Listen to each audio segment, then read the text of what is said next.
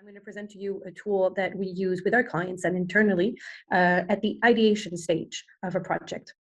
So just to go in quickly, I don't think you're all very much an aware audience here, but our questioning in terms of how we could measure impact design came from the fact that so many of our actions that we put in place, we have a hard time measuring how they actually positively impact down the line. What are the domino effects of this action? Are they always positive? Are they potentially negative side effects on the actions that we deploy? So those were the questions that we were looking at when we decided to develop an in-house methodology. So we wanted to check what kind of actions and also how we put these intentions into actions and being mindful of what that can produce. We decided to have our own define on our own level internally what positive impact means to us. So we have two big principles. It's creating well-being and going beyond oneself. Oneself can be an individual or can be an organization. So those are the two guiding principles for what you're about to see in terms of the method we've developed. Obviously, we come in line with the 3 dimensions of ESG, which again, I'm not going to present. I think most of you know them well enough, and it was presented previously. That we definitely have these 3 dimensions, dimensions in mind, but we also think about what is the direct impact for an individual, what is it, how does this change the community in terms of the organizational level, and does the potential change that we're thinking of implementing, being it through a service or product or an experience, what does it contribute to global trend? So in a nutshell, impact design is not something proprietary to Palo IT. It is a notion that's already been circulating. It sometimes has different names.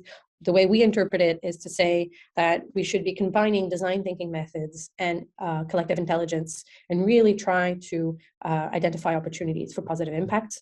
And unsurprisingly, we also use the UN's SDG goals to shape that thinking so that we have that common baseline, that universal baseline that is being increasingly shared amongst organizations. So here are 17 goals. I'm going to quickly go over those. What we're interested in is already a preliminary mapping, saying, well, this is how these goals relate to these specific realms of ESG. And then thinking about the scale of the impact based on those 17 goals. And at this point, I went a little bit quickly over this. And so I'm going to get into the nitty-gritty of the tool and explain how it works. So we have these steps we encourage users to follow. The template will be available along with a tutorial on how to use this framework. So my intention is to not walk you through explicitly every step, but to just give you an overview and see if this is something that you would like to use during the hackathon to set the basics with your team, or maybe to confirm the direction that you're thinking in terms of the potential impact of your idea. So we have an impact radar, and the idea is to use it in 3 essential steps. The idea is to put the name of your solution in the middle here, and to really have a first big brainstorm where you try to map all the potential negative and positive effects that your idea could have. And then on a second step, try to really place them on the radar and think, well, what's the real impact? What's the potential impact, the repercussion here? Where do we situate it? Is it on economic, social, environmental? What scale does it impact on? Is it simply the individual, or does it go beyond up to global? And then the idea is to have participants decide to draw connections to figure out what are the ties between some of these impacts, both positive and negative. And finally, help the team vote. So the idea is to prioritize and think, well, what are the impacts that all participants around the table, stakeholders, agree are the most pressing or the most influential in terms of the idea that you're about to develop, again, be it a service or a product. So this is the type of brainstorming. You could do this in 3 hours. You could do it in 45 minutes. It really depends on, how advanced or how aligned you are in the idea that you're about to push through the hackathon.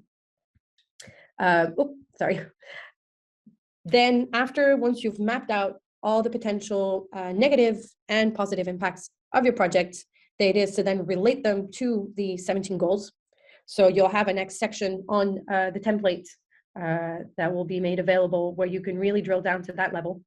So again, here are 17 goals, and you then take the ideas, the potential impacts that your team has voted on in the first brainstorming phase, and you really take that moment to drill down and think based on where they were located on your impact radar, what are the potential goals that you will be impacting on, again, being negative or positive, because at this stage, you want to obviously reinforce the potential positive impacts, but you also want to try to mitigate any negative impacts. So to have them both side by side is really ideal to be able to push the feasibility and the value of the project.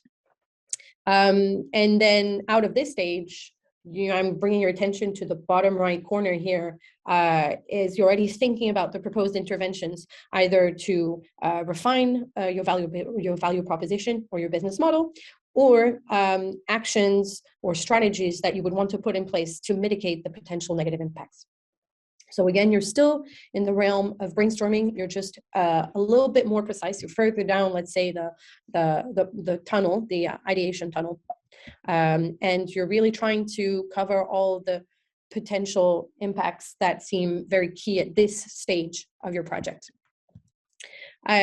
So you have the intervention brainstorm at this stage, where you look for the areas of the system that have the opportunities, and you try to really set it down with your team, and you shouldn't go beyond 3 to 5 interventions, especially if it's early stage, because you might dilute the attention and the focus of your team within a hackathon process.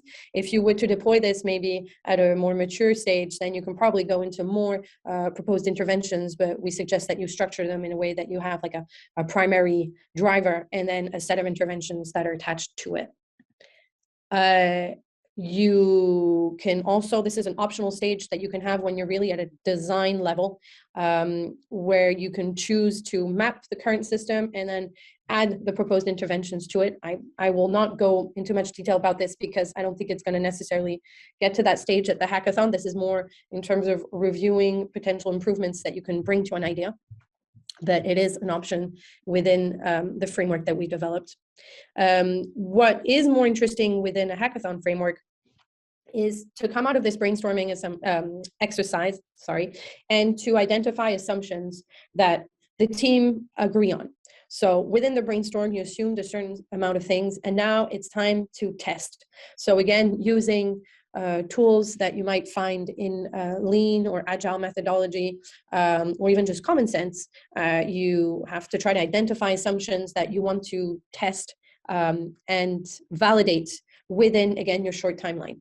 So if I take an example of maybe an application that can, a mobile app that can help you identify the source and the quality of food that you're about to purchase in the supermarket, maybe already is going online and double checking that there's not already a ton of applications that do that in the very specific way you would tend to, or it might be proceeding to surveying or random calls within your network of acquaintances and asking them a couple of simple questions in terms of, let's say, are you willing to actually download an app to check what's in your food? And if so, what's the most important thing you want to know? So really, I hope you understand that the idea of the impact design is to take the overall potential implications that your project may hold, how it may impact positively or negatively, getting the stakeholders around the table or within your team to agree on what they want to prioritize, and finding potential solutions to mitigate negative impact, and finding directions and test how they could actually be deployed within your project within the short time frame that you can have in a hackathon. The full framework is available via Unitar or via the website of Palo IT.